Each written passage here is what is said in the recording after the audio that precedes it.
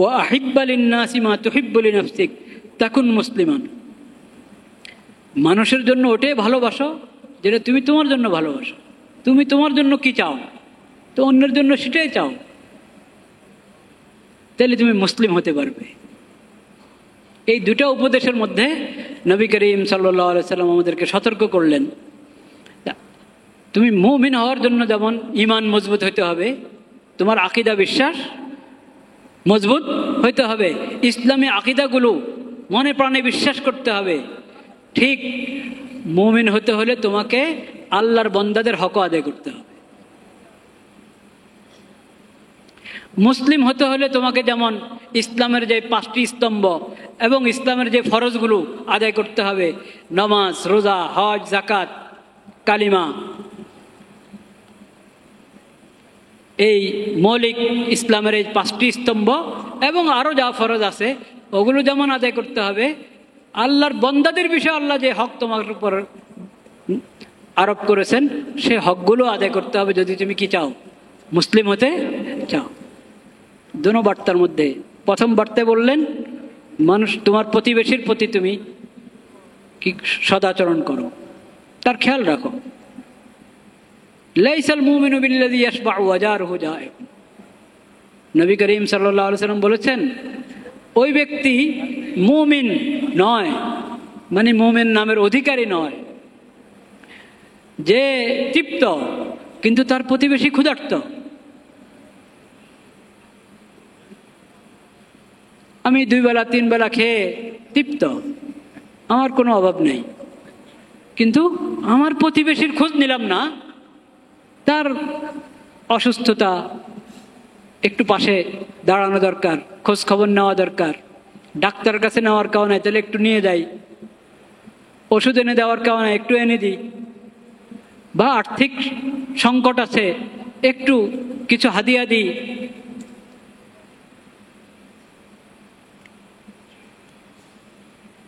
একবারে ঘরে খাবারে নাই কিন্তু আমার খবর নাই, একটু খাবার পাঠাই, একটু খাবার পাঠাই তার ঘরে, রান্না করা না হোক বাজারে করে দিলাম, বাজার করে না দিলাম একটু অর্থে দিয়ে দিলাম। প্রতিবেশীর হক, এই ব্যাপার আমাদের অনেক অবহেলা, বিশেষ করে ঢাকা শহরে অবহেলা। কেন জানেন? ঢাকা শহরে বেশিরভাগ তো ফ্ল্যাট বাড়ি, একটা টাওয়ারে কতগুলো করে এক এক ফ্লোরে কতগুলো ফ্ল্যাট থাকে, কতগুলো বাসা, পুরো টাওয়ারে কোনো টাওয়ার আছে না 100-র বেশি কি বাসা, সবার দরজা বন্ধ, সবার দরজা বন্ধ। ওই সিঁড়িতে আসতে যাইতে যদি দেখা হলো, আর না হয় কেউ কারো বাসায় যাওয়ার কোনো সূত্র নাই। যদি আত্মীয়তার সম্পর্ক থাকে দাওয়াত দিল, আসলো, বা বন্ধুত্বের সম্পর্ক আছে গেল, মানে প্রতিবেশী হিসাবে অন্য কোনো সম্পর্ক নাই। প্রতিবেশী কাকে বলে? প্রতিবেশী হলো, কারণ কোরআন কারিমে আল্লাহ রাব্বুল আলামিন আলাদা করে বলেছেন ওয়াল জারি যিল কুরবা, ওয়াল জারি, হ্যাঁ বলো, ওয়াসসাহিবি বিল জাম, মানে প্রতিবেশী, আত্মীয়তা সম্পর্ক আছে এমন প্রতিবেশী, এটার বিধান আল্লাহ আলাদা বলেছেন, এদের সাথেও ভালো সম্পর্ক রাখো। আবার দূরের প্রতিবেশী, মানে আত্মীয়তার সম্পর্ক নাই, শুধু প্রতিবেশী, বা একবারে কাছের প্রতিবেশী না, একটু দূরে অবস্থান করে এমন প্রতিবেশী, আলাদা আলাদা করে আল্লাহ তাআলা বলেছেন। ওয়াসসাহিবি বিল জাম, একবারে তোমার পাশে বসা, বা একবারে তোমার পাশের ফ্ল্যাট, একই ফ্লোরে পাশের ফ্ল্যাট। as-sahibi বিল জাম এক প্রকার। আর দূরের প্রতিবেশী, কাছের প্রতিবেশী। কাছের প্রতিবেশী 2 রকম, আত্মীয়তা হিসাবে কাছের, আর না হয় অবস্থান হিসাবে কাছে। আর দূরের প্রতিবেশী মানে আত্মীয়তার সম্পর্ক নাই, শুধু প্রতিবেশী হিসাবে সম্পর্ক, বা অবস্থানও দূরে। এই সব প্রকারের প্রতিবেশীর ব্যাপারে আল্লাহ তাআলা বলেছেন তাদের হক আদায় করো, তাদের সাথে উত্তম ব্যবহার করো, সঠিক আচরণ করো। কিন্তু এখন আমাদের শহরের অবস্থা দেখেন, একে টাওয়ারে বাস করি, অনেক সময় একে ফ্লোরে বাস করি, কিন্তু কারো খোঁজ নিচ্ছে না, খবর নিচ্ছে না। পাশের ফ্লোরে একজন অসুস্থ, আমি ওই ওই অসুস্থ ব্যক্তির খোঁজ নেওয়া এর আমার সুযোগ হচ্ছে না।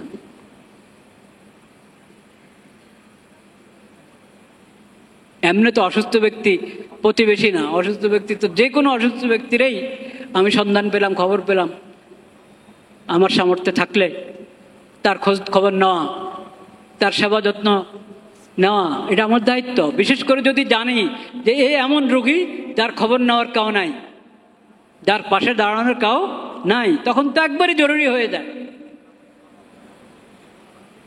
তো প্রতিবেশীর হক অনেক জবরদস্ত। নবী করিম সাল্লাল্লাহু আলাইহি সাল্লাম বলেছেন, জিবরিল আমিন ফেরেশতা আমাকে প্রতিবেশীর ব্যাপারে এত বেশি তাকিদ করেছেন, আমার মনে হলো নাকি তাদেরকে ওয়ারিসে বানিয়ে দেওয়া হয় কিনা। তো ওয়ারিস তো বানানো হয় নাই প্রতিবেশীকে, কিন্তু তার হক অনেক গুরুত্ব। আমাদের পূর্বপুরুষরা, আমাদের মনীষীরা, তারা প্রতিবেশীদের খবর রাখতেন, খোঁজ খবর রাখতেন। ومن سيئات أعمالنا من يهده الله فلا مضل له ومن يضلل فلا هادي له وأشهد أن لا إله إلا الله وحده لا شريك له وأشهد أن محمدا عبده ورسوله اللهم صل على سيدنا ومولانا محمد النبي الأمي وعلى آله وصحبه وسلم تسليما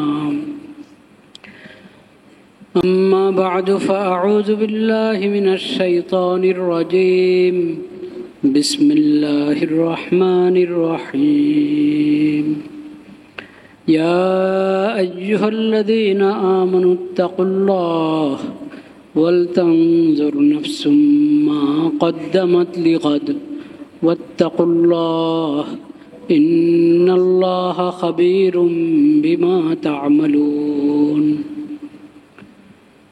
صدق الله مولانا العظيم وصدق رسوله النبي الكريم ونحن على ذلك من الشاهدين والشاكرين والحمد لله رب العالمين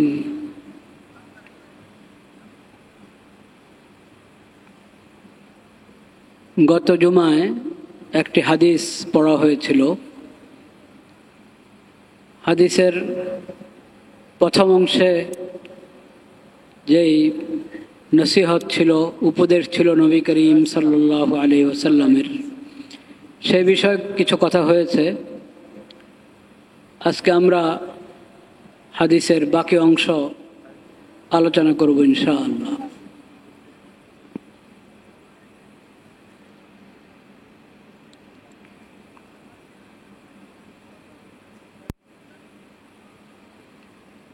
হাদিসটি আবু হুরায়রা রাদিয়াল্লাহু তাআলা আনহু থেকে বর্ণিত।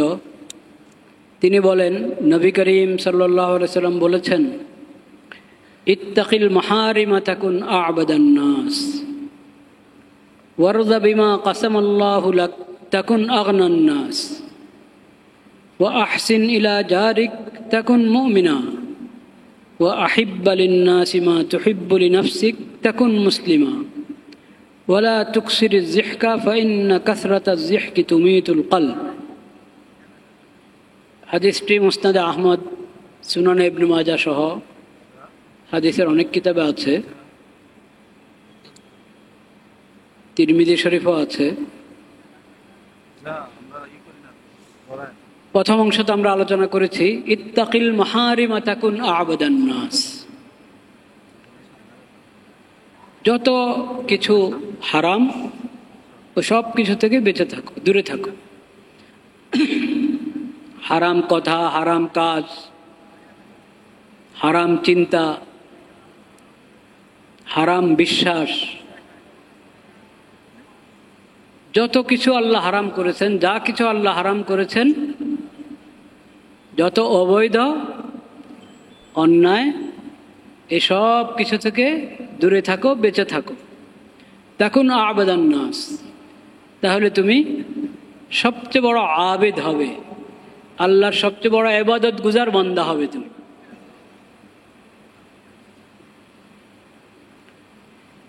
মানে করণীয় এবং বর্জনীয়, নেক আমল করতে হয়, গুনার কাজ ছাড়তে হয়। তা আমি আল্লাহর ইবাদত গুজার বান্দা হতে চাইলে শুধু করণীয়টা করব, তাইলে হয়ে যাবে না।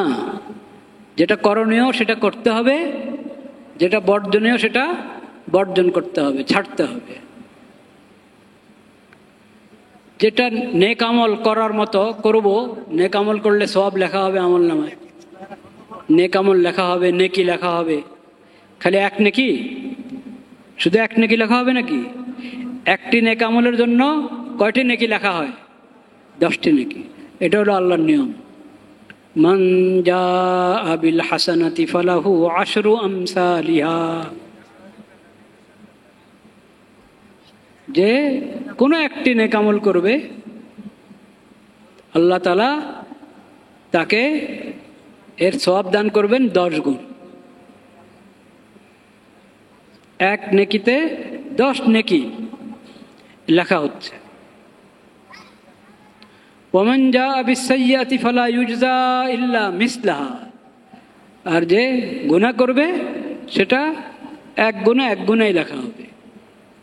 নেকিটা এক নেকি, 10 নেকির সওয়াব আল্লাহ তাআলা দান করবে। কিন্তু নেকি কোনটা, ওই বিষয়টা বুঝার। নেক আমল করলে তো নেক কাজ হলো, নেকি লেখা হবে। গুনার কাজ করলো না, তাহলে গুনাহ লেখা হবে না। গুনার কাজ করলে গুনাহ লেখা হবে, পাপ লেখা হবে। গুনার কাজ যদি না করে গুনাহ লেখা হবে না, এখানেই তো শেষ। কিন্তু আল্লাহ রাব্বুল আলামিন বান্দার প্রতি আল্লাহর এত দয়া, এত ইহসান, যে আল্লাহর ভয়ে গুনাহ করে নাই, আল্লাহকে স্মরণ করে গুনাহ করে নাই। এই গুনাহ করে নাই, এটা শুধু গুনার খাতে গুনাহ লেখা হবে না, এতটুকু আল্লাহ ক্ষান্ত করেন না, বরং আল্লাহ রাব্বুল আলামিন গুনাহ করে নাই এটাকে নেকি হিসাবে লিখে দেন। আল্লাহকে স্মরণ করে গুনার ক্ষেত্র এসেছে, এই পরিবেশে, এই পরিস্থিতিতে গুনাহ করে ফেলছে মানুষ, কিন্তু এই লোকটা আল্লাহকে স্মরণ করেছে। ইন্নী আখাফুল্লাহ, আমি আল্লাহকে ভয় করি। আল্লাহ তো দেখছেন, আমি আল্লাহকে ভয় করি। এই কথা আল্লাহকে স্মরণ করে গুনাহ থেকে বিরত থেকেছে। আল্লাহকে স্মরণ করে গুনাহ থেকে বিরত থাকার কারণে আল্লাহ তাআলা তার নেকির আমল নামার মধ্যে এটা লিখে দিচ্ছেন যে আমাকে স্মরণ করে গুনাহ করে নাই, এটা নেকি।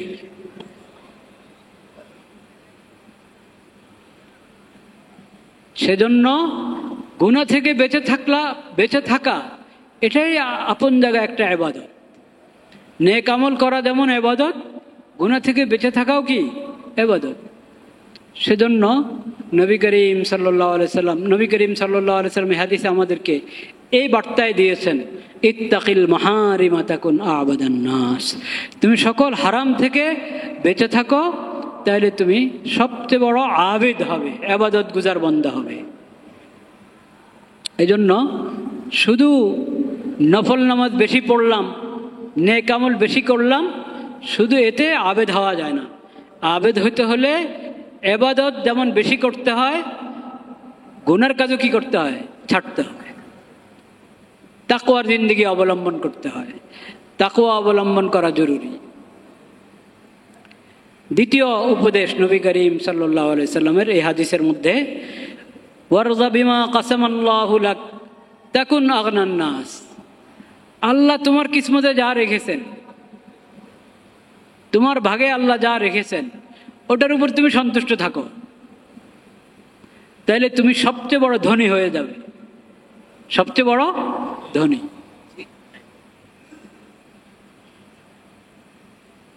আল্লাহ আমার কিসমতে যা রেখেছেন, যা আল্লাহ দিয়েছেন, বাস এটার মধ্যে আমি সন্তুষ্ট থাকি। এই শিক্ষা গ্রহণ করতে হবে এবং এটার প্রশিক্ষণ নিতে হবে।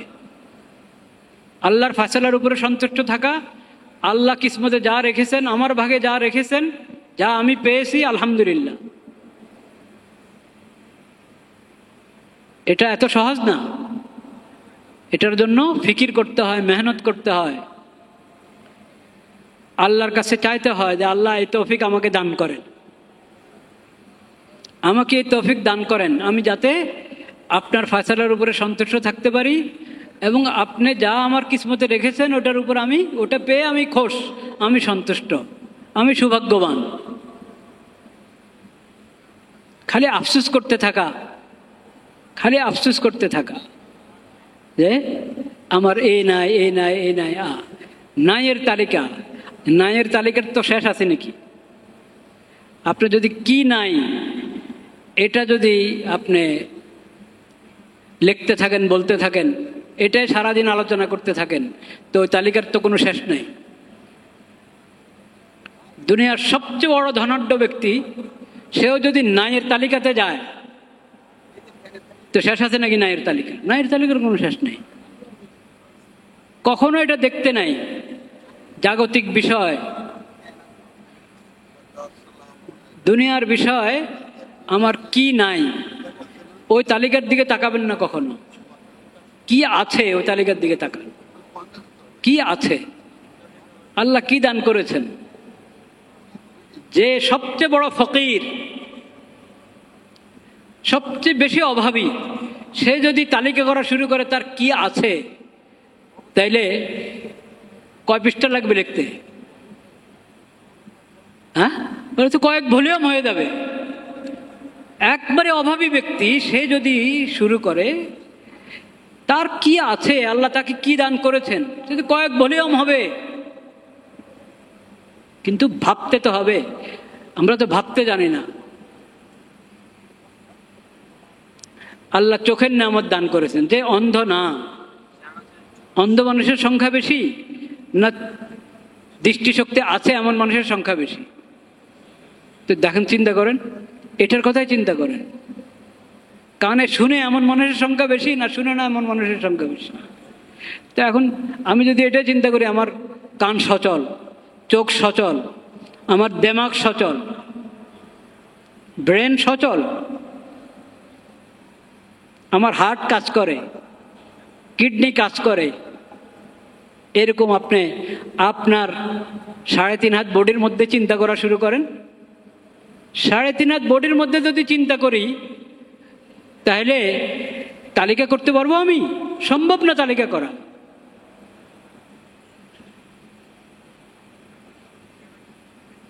দেহের যাবতীয় অঙ্গ প্রত্যঙ্গের বিশেষজ্ঞ যে ডাক্তাররা, তাদের কম্পিউটার তো ধরবে না।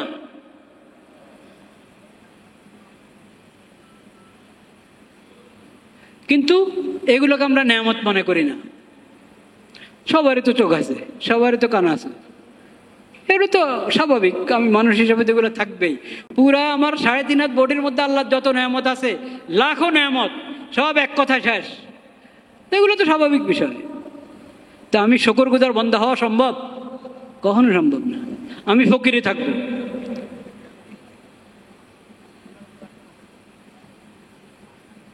কত ধরনের রোগ ব্যাধি হতে পারে, আমার কয়টা রোগ আছে, এক এক হাসপাতালে গিয়ে দেখেন কত কঠিন কঠিন রোগী। সেই রোগীদেরও আবার ওই রোগ বাদ দিয়ে তাদের উপরও আল্লাহর অনেক কি আছে, এহসান আছে। সেই প্রসঙ্গে এখন গেলাম না। আমরা যারা সুস্থ, আমরাই আমাদের চিন্তা করি যে সুস্থতার এই নেয়ামত, যে নেয়ামতের মধ্যে হাজারো নেয়ামত লুকিয়ে আছে, এই নেয়ামতের কথা কয়বার স্মরণ করি।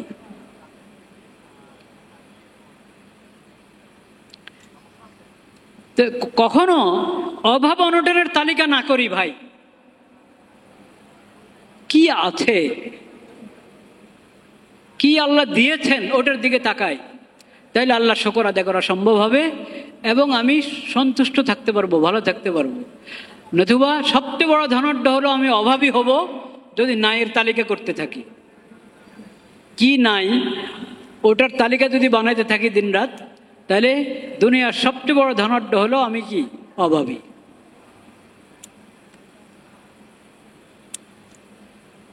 নবী করিম সাল্লাল্লাহু আলাইহি সাল্লাম বলেছেন, খায়রুল গিনা গিনান নফস, খায়রুল গিনা গিনান নফস।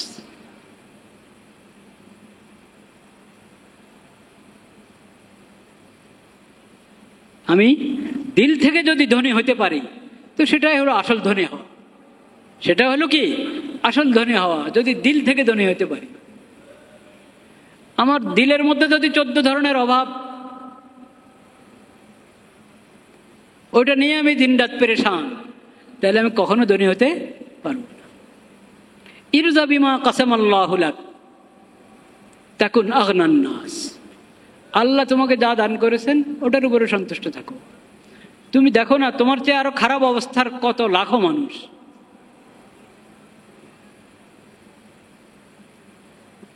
তোমার যতটুকু আছে এতটুকু নাই, এরকম লাখো মানুষ, কোটি মানুষ। ওটার দিকে কেন তাকাও না তুমি? তাহলে তুমি দেখবা যে না, আল্লাহ আমাকে দিয়েছেন, আল্লাহ আমাকে দিয়েছেন। তখন তুমি আল্লাহর শুকর আদায় করতে পারবা, এবং তখন তোমার এই মানসিক যে পেরেশানি, অভাব অনটনের কারণে যেই জ্বালাতন, যে যাতনা, ওটা অনুভব করবে না তুমি। ওয়া আহসিন ইলা জারিকা তাকুন মুমিনা। তুমি তোমার প্রতিবেশী, পড়শি, তার সাথে সুন্দর ব্যবহার করো, উত্তম ব্যবহার করো, তাইলে তুমি মুমিন হতে পারবে, তাহলে তুমি মুমিন হতে পারবে। ওয়া আহিব্বা লিন-নাসি মা তুহিব্বু লিনাফসিক তাকুন মুসলিমান। মানুষের জন্য ওটাই ভালোবাসো যেটা তুমি তোমার জন্য ভালোবাসো। তুমি তোমার জন্য কি চাও, তো অন্যের জন্য সেটাই চাও, তাহলে তুমি মুসলিম হতে পারবে। এই দুটো উপদেশের মধ্যে নবী করিম সাল্লাল্লাহু আলাইহি সাল্লাম আমাদেরকে সতর্ক করলেন। তুমি মুমিন হওয়ার জন্য যেমন ঈমান মজবুত হতে হবে, তোমার আকীদা বিশ্বাস মজবুত হতে হবে, ইসলামী আকীদাগুলো মনে প্রাণে বিশ্বাস করতে হবে। ঠিক মুমিন হতে হলে তোমাকে আল্লাহর বান্দাদের হক আদায় করতে হবে। মুসলিম হতে হলে তোমাকে যেমন ইসলামের যে 5টি স্তম্ভ এবং ইসলামের যে ফরজগুলো আদায় করতে হবে, নামাজ, রোজা, হজ, যাকাত, কালিমা, এই মৌলিক ইসলামের এই 5টি স্তম্ভ এবং আরো যা ফরজ আছে ওগুলো যেমন আদায় করতে হবে, আল্লাহর বান্দাদের বিষয়ে আল্লাহ যে হক তোমার উপর আরোপ করেছেন সেই হকগুলো আদায় করতে হবে, যদি তুমি কি চাও? মুসলিম হতে চাও। দুটো বার্তার মধ্যে প্রথম বার্তায় বললেন মানুষ, তোমার প্রতিবেশীর প্রতি তুমি কি সদাচরণ করো, তার খেয়াল রাখো। লাইসাল মুমিনু বিল্লাযী ইয়াশবাউ ওয়া জারুহু জাইউন। নবী করিম সাল্লাল্লাহু আলাইহি সাল্লাম বলেছেন, ওই ব্যক্তি মুমিন নয়, মানে মুমিন নামের অধিকারী নয়, যে তৃপ্ত কিন্তু তার প্রতিবেশী ক্ষুধার্ত।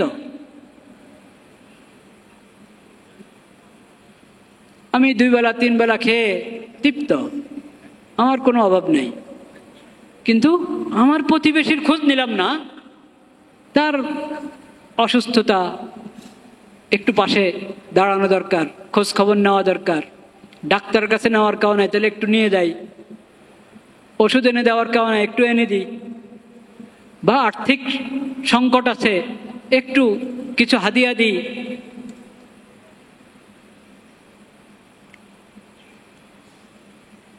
একবারে ঘরে খাবারে নাই কিন্তু আমার খবর নাই, তো একটু খাবার পাঠাই, একটু খাবার পাঠাই তার ঘরে, রান্না করা না হোক বাজারে করে দিলাম, বাজার করে না দিলাম একটু অর্থে দিয়ে দিলাম।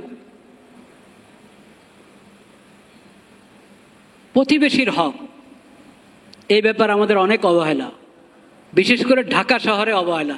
কেন জানেন? ঢাকা শহরে বেশিরভাগ তো ফ্ল্যাট বাড়ি, একটা টাওয়ারে কতগুলো করে এক এক ফ্লোরে কতগুলো ফ্ল্যাট থাকে, কতগুলো বাসা।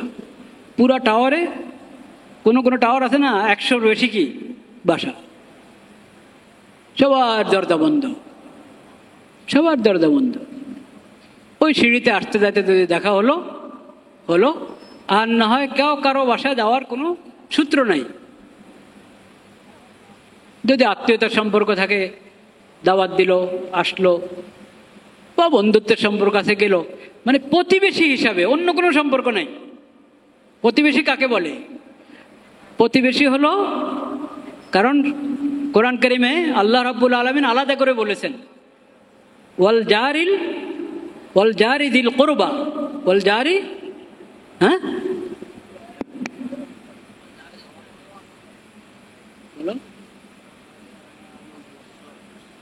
ওয়াসসাহিবি বিল জানব, মানে প্রতিবেশী, আত্মীয়তা সম্পর্ক আছে এমন প্রতিবেশী, এটার বিধান আল্লাহ আলাদা বলেছেন, এদের সাথেও ভালো সম্পর্ক রাখো। আবার দূরের প্রতিবেশী, মানে আত্মীয়তার সম্পর্ক নাই, শুধু প্রতিবেশী, বা একবারে কাছের প্রতিবেশী না, একটু দূরে অবস্থান করে এমন প্রতিবেশী, আলাদা আলাদা করে আল্লাহ তাআলা বলেছেন। ওয়াসসাহিবি বিল জাম, একবারে তোমার পাশে বসা, বা একবারে তোমার পাশের ফ্ল্যাট, একই ফ্লোরে পাশের ফ্ল্যাট। as-সাহিবি বিল জাম এক প্রকার। আর দূরের প্রতিবেশী, কাছের প্রতিবেশী। কাছের প্রতিবেশী দুই রকম, আত্মীয়তা হিসাবে কাছের, আর না হয় অবস্থান হিসাবে কাছে। আর দূরের প্রতিবেশী মানে আত্মীয়তার সম্পর্ক নাই, শুধু প্রতিবেশী হিসাবে সম্পর্ক, বা অবস্থানও দূরে। এই সব প্রকারের প্রতিবেশীর ব্যাপারে আল্লাহ তাআলা বলেছেন তাদের হক আদায় করো, তাদের সাথে উত্তম ব্যবহার করো, সঠিক আচরণ করো। কিন্তু এখন আমাদের শহরের অবস্থা দেখেন, একে টাওয়ারে বাস করি, অনেক সময় একে ফ্লোরে বাস করি, কিন্তু কারো খোঁজ নিচ্ছে না, খবর নিচ্ছে না। পাশের ফ্লোরে একজন অসুস্থ, আমি ওই অসুস্থ ব্যক্তির খোঁজ নেওয়া, এর আমার সুযোগ হচ্ছে না।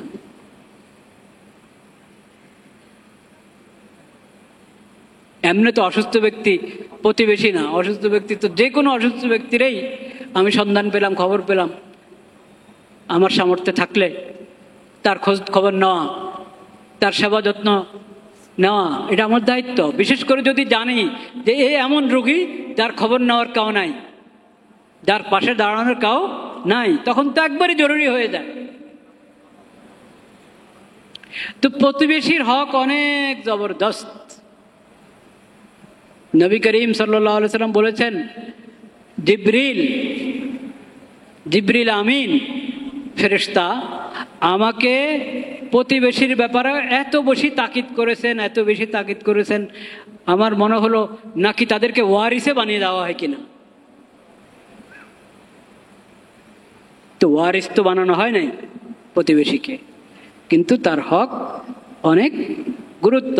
আমাদের পূর্বপুরুষরা, আমাদের মনীষীরা, তারা প্রতিবেশীদের খবর রাখতেন, খোঁজ খবর রাখতেন। হাদিস শরীফে এক মহিলার কথা আছে, এক মহিলার, জান্নাতি মহিলার কথা। সুবহানাল্লাহ। নবী করিম সাল্লাল্লাহু আলাইহি সাল্লাম কে জিজ্ঞেস করা হয়েছে এক মহিলার কথা, যে তেমন নফল নামাজ খুব বেশি পড়ে না, নফল রোজা খুব বেশি রাখে না, আল্লাহর ফরজগুলো আদায় করে, আর মানুষের সঙ্গে সদাচরণ করে, কেউ তার কথা এবং কাজে কষ্ট পায় না, কেউ তার কথা এবং কাজে কি কষ্ট পায় না, আর তেমন সদকা খায়রাত করতে পারে না, তো কোনো কিছু রান্না করলে ঝোল একটু বাড়িয়ে দেয়, ঝোল একটু কি বাড়িয়ে দেয়, যাতে আশেপাশের ঘরে একটু একটু পাঠাতে পারে। নবী করিম সাল্লাল্লাহু আলাইহি ওয়াসাল্লাম বলেছেন, হিয়া ফিল জান্নাহ, এই মহিলা জান্নাতি মহিলা, হিয়া ফিল জান্নাহ, এই জান্নাতি মহিলা। আরেকজনের কথা বলা হয়েছে, খুব নফল পড়ে, খুব নফল পড়ে, রোজা, নফল নামাজ, সদকা খায়রাত, অনেক নেক আমল করে, কিন্তু মানুষকে কথায় কাজে কষ্ট দেয়, খোঁচা মেরে মেরে কথা বলে, গাইল করে করে কথা বলে, তার আচরণে মানুষ কষ্ট পায়। নবী করিম সাল্লাল্লাহু আলাইহি ওয়াসাল্লাম বলেছেন, হিয়া ফিন নার, এই জাহান্নামী।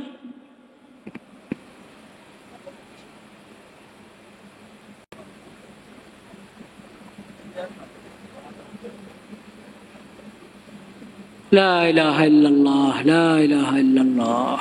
আহসিন ইলা জারিক তাকুন মুমিনা। তোমার প্রতিবেশীর সাথে সুন্দর ব্যবহার করো, পড়োশীর হক আদায় করো, তাহলে তুমি মুমিন হবে।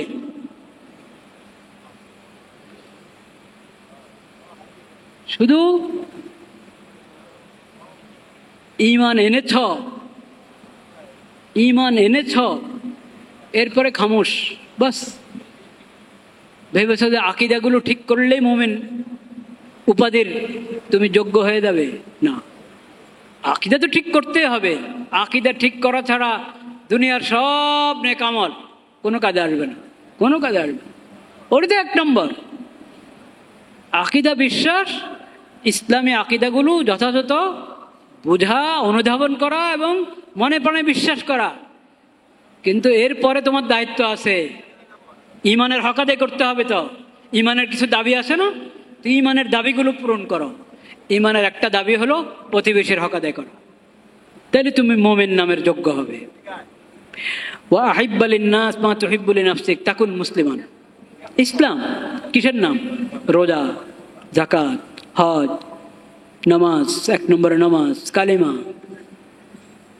এসব বড় বড় ফরজ আদায় করতে হয় মুসলিমকে। আল্লাহ বলছেন এগুলো তো আল্লাহর হক।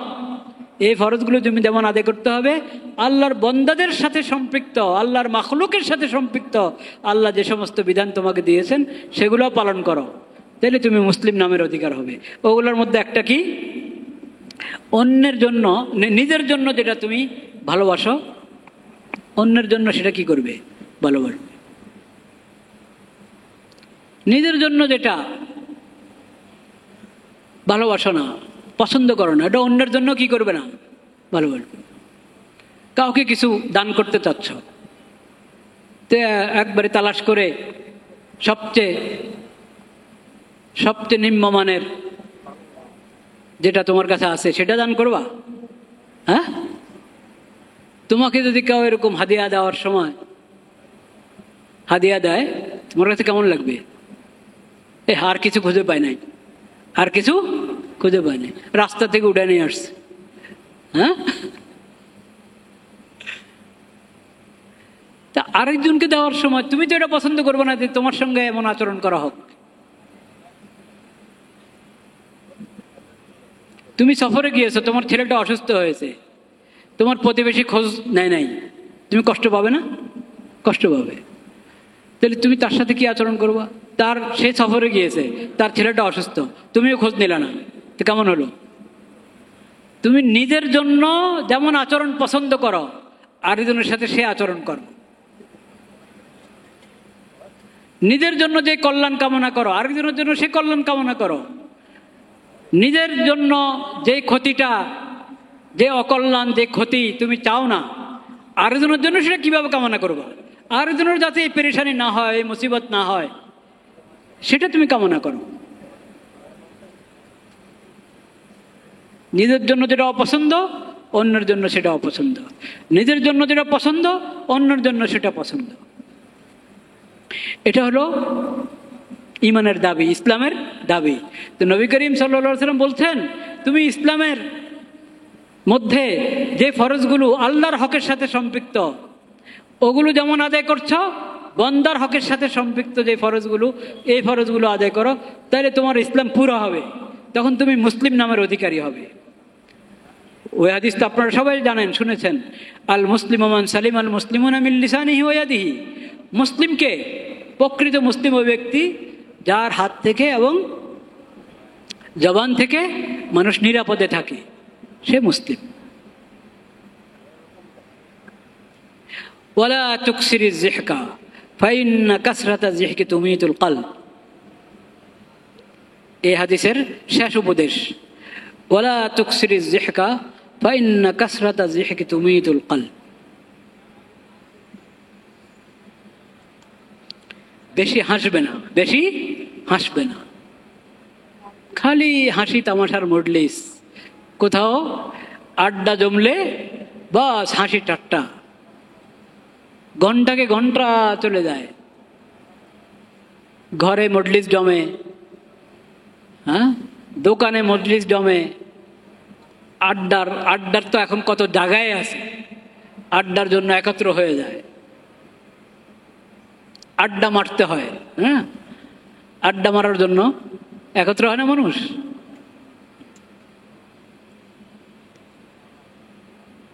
তুমি যদি এরকম মজলিস জমাও আর সেখানে খালি হাসি তামাশাই করতে থাকো, হাসতেই থাকো, এটা তো মনে হচ্ছে যে আখিরাতের কথা স্মরণ করো না। তুমি আখিরাতের কথা স্মরণ করো না, আল্লাহর কথা স্মরণ করো না। যদি আখিরাতের কথা স্মরণ হয়, আল্লাহর কথা স্মরণ হয়, এত হাসে কিভাবে মানুষ? হাসবে একবারই, যে হাসবে না এই কথা বলা হয়নি, যে হাসবে না এই কথা বলা হয়নি। মুস্কি হাসা এটা তো স্বাভাবিক। আরেক মুসলিম ভাইয়ের সাথে আমার সাক্ষাৎ হলো, আরেক ভাইয়ের সাথে আমার সাক্ষাৎ হলো, তো একটু মুস্কি হাসা, একটু প্রফুল্ল চেহারায় তার দিকে তাকানো, এটা একটা সওয়াবের কাজ। এটা একটা কি সওয়াবের কাজ, এটার দ্বারা গুনাহ মাফ হয়। এই সওয়াবের কাজও নেকি হিসাবে আমলনামায় লেখা হয়। পরিচিত মানুষ কিন্তু সালাম দিলেন, উত্তরও নিলাম কিরকম, হ্যাঁ না, সালামের উত্তর নেওয়া।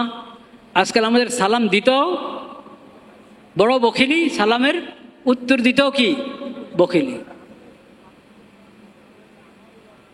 সালাম দেয় এমন ভাবে, আসসালামু আলাইকুম, আসসালামু আলাইকুম, আসসালামু আলাইকুম তো সালাম হলো না, আসসালামু আলাইকুম স্পষ্ট করে দিবেন সালাম। এবং এই পরিমাণ আওয়াজ যাতে হয় যে উনি স্পষ্টভাবে শুনে।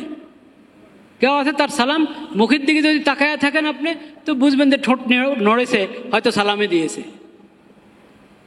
এটা সালাম দেওয়া হয় না। একবারে অনেক জোরে দিবেন তা না, কিন্তু এই পরিমাণ আওয়াজ হইতে হবে যে ওই সামনে যাকে আপনি সালাম দিচ্ছেন সে স্বাভাবিকভাবে সুন্দর মতো শুনে সালামটা।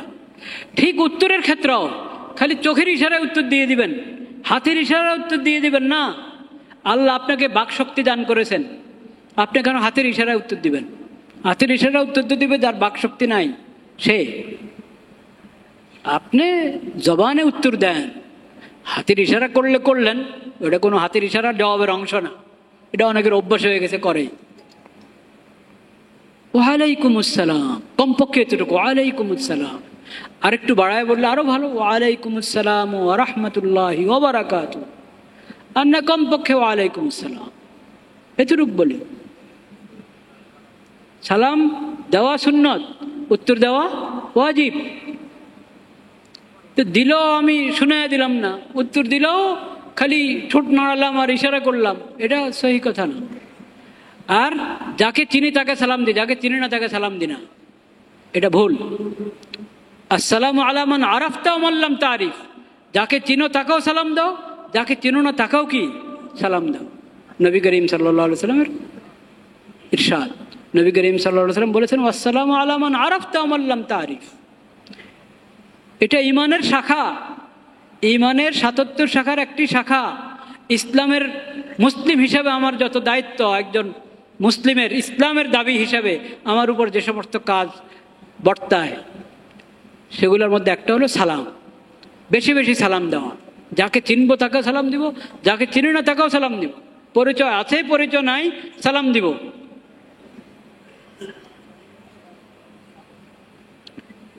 আর আগে আগে সালাম দেওয়ার চেষ্টা করো। আল বাদিউ বিসসালাম বারিউম মিনাল কিবর। আগে আগে সালাম দেওয়ার চেষ্টা করো, সালামের অপেক্ষায় থাকবো না। যদিও সাধারণত ছোটরা বড়কে সালাম করবে, ছোট আগে আগে সালাম দেওয়ার চেষ্টা করবে। সে যদি এত দেরি করে সালাম দিতে, যে মুরব্বী নিজেই সালাম দিয়ে দিচ্ছেন, তো এটা কেমন হবে? কিন্তু মুরব্বীর মেজাজ এটা থাকতে হবে যে আমাকে সে সালাম দিল না দিলে আমি অবশ্যই কি দেব, সালাম দেব।